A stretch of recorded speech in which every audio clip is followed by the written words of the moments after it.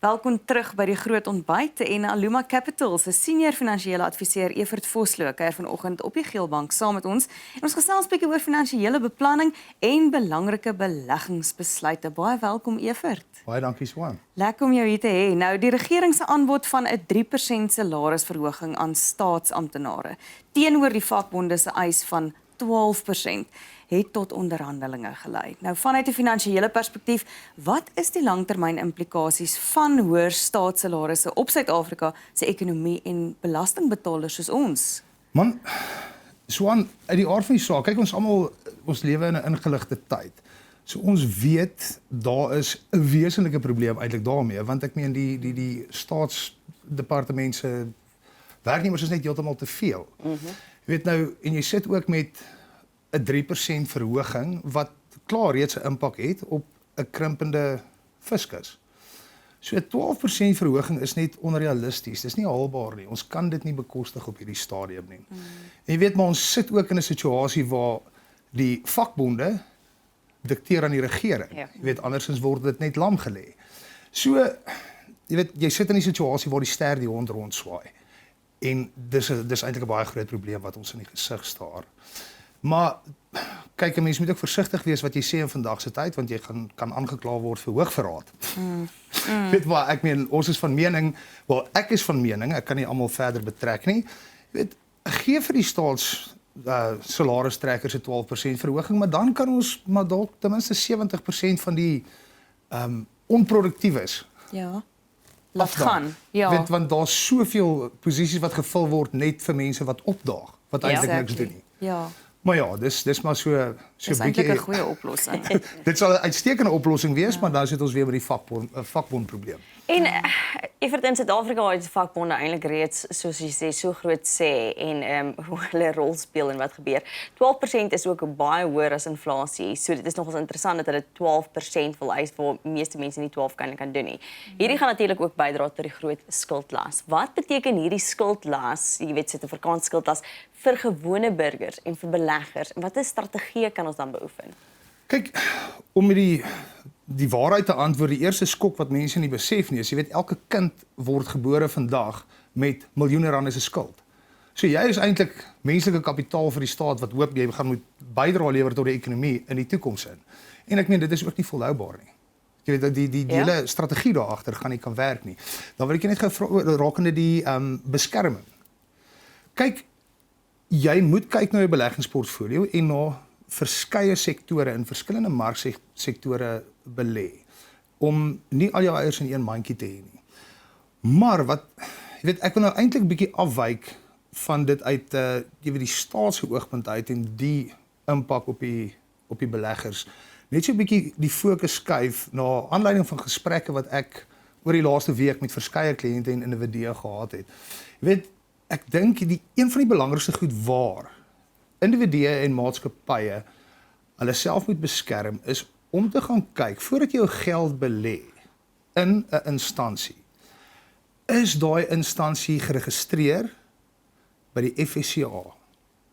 Jy weet want ek het agtergekom daar's baie mense wat oningelig is.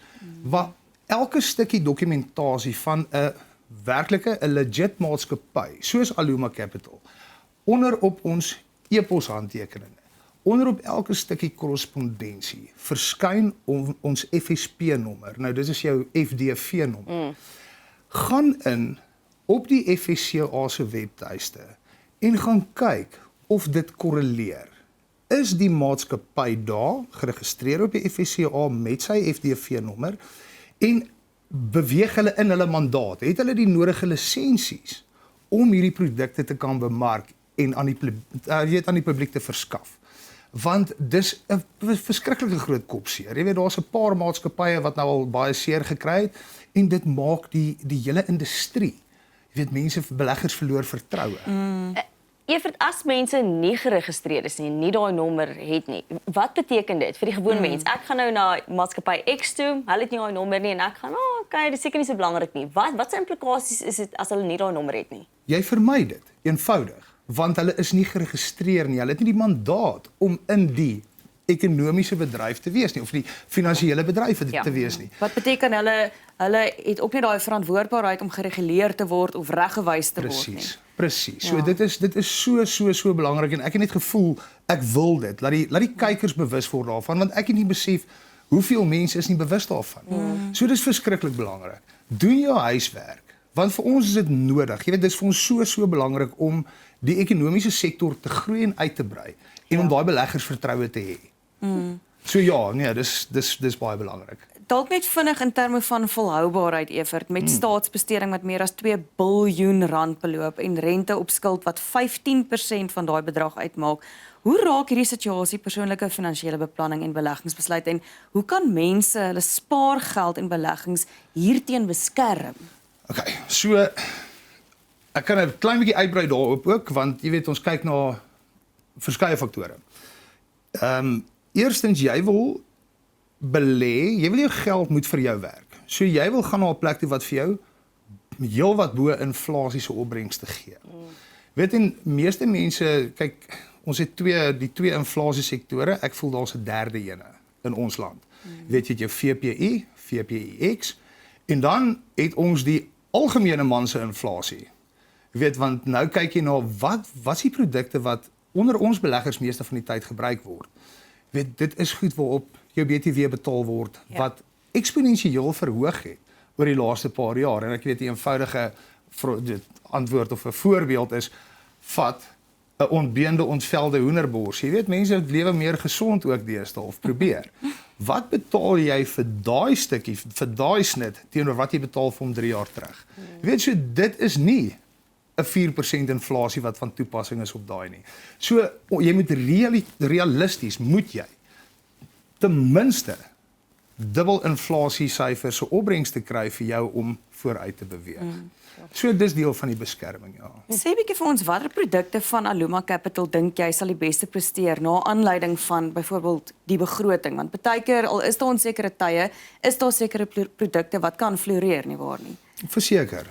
So kyk, ons vlaggenskap produk, jy weet, ons is nou al 10 jaar aan die gang, soos julle, 'n bietjie vroeër die maand gesels daaroor. Ja. Jy weet, ons die privaat ekwiteit produk wat ons het. Ons het beheer oor ons mark, waartoe die geld ontplooi word. En jy weet op daai gee ons vir 'n kliënt byvoorbeeld 'n 13.2% opbrengs per jaar.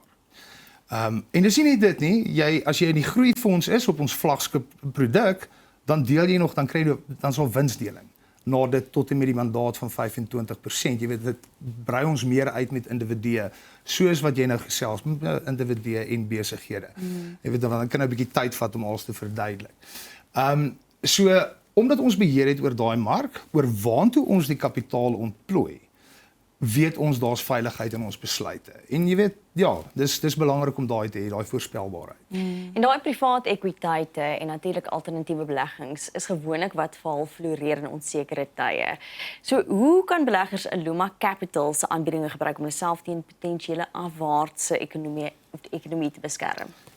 Kyk, weer eens ek wil vir jou 'n klomp antwoorde gee daarop Jennifer, maar die realiteit is waar gebeur ekonomiese groei in ons land? Dis in die privaat sektor. Alraai, ons sit met 'n krimpende effektebeurs al oor die laaste 30 jaar. So die pool waarin die beleggers hulle geld kan ontplooi raak al hoe kleiner. Jy weet so uit die aard van die saak daar gaan jy sit met soos wat die Engelse verwys 'n market cap. Ja. So nou moet daar gewend word aan waar daar werklike ekonomiese groei plaasvind. En dit is altyd in die privaat sektor. Jy weet so ons fokus en ons is toegespits daarop. En ek net herhaal net gou weer die laaste stukkie van die vraag. So hoe kan hoe kan beleggers Aluma Capital se aanbiedinge gebruik om hulself teen 'n potensiële afwaartse ekonomie te beskerm? Alraai. So, waar ons fokus uit die aard van die saak, soos ek sê, daar waar ekonomiese groei plaasvind in die privaat sektor.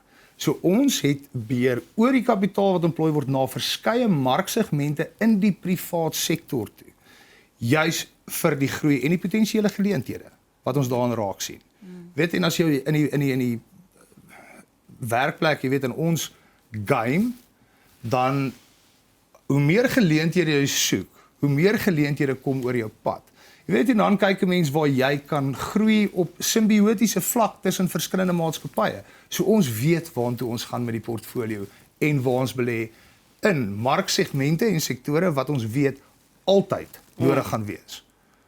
Mense moet altyd eet. Mense gaan altyd moet rondry, et cetera. So daar's 'n magdom geleenthede daar buite. Ag, dit is wonderlike nuus om te hoor nadat ons 'n klomp slegte nuusstories vanoggend gehoor het.